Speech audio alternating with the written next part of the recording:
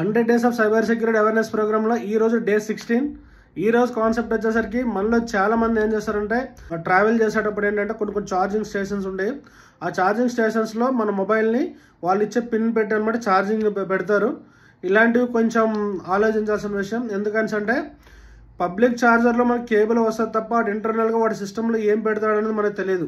Okay, once మనం cable పెట్టిన తర్వాత అక్కడ అది ఏం చేస్తుందంటే ఓటీఏ ఎనేబుల్ చేయమని అడుగుతుంది. డైరెక్ట్ ఎలవ్ కొట్టేస్తారనమాట. వన్స్ ఎలవ్ కొట్టారంటే ఏమవుతుంది, మీ డివైస్ కంట్రోల్ అనేది వాడి సిస్టమ్ అండర్లోకి వెళ్తుంది. తర్వాత వాడు ఏదైనా చేయొచ్చు దాంతో. కాబట్టి ఏంటంటే మీరు ట్రావెల్ చేసేటప్పుడు 100% వీలుంటే పవర్ బ్యాంక్స్ మెయింటైన్ చేయండి.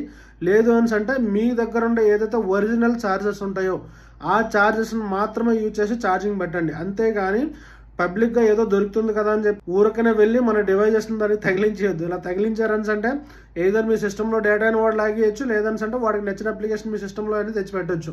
ఇలా పెట్టడం వల్ల ఏమవుతుందని అంటే మీకు తెలియకుండానే మీరు ఏం చేస్తున్నారో ప్రతి ఇన్ఫర్మేషన్ ట్రాక్ చేస్తాడు. ఓకే, అందుకేంటంటే పబ్లిక్ ఛార్జర్స్ని 100% అవాయిడ్ చేయండి.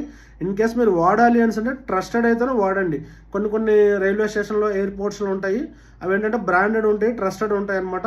అక్కడ మనం చెక్ చేసుకొని వాడడం స్టార్ట్ చేయాలి. అంతే తప్ప ఏదో ఉంది కదా అని చెప్పేసి ఊరికే పెట్టద్దు. ఓకేనా, అది థ్యాంక్ యూ.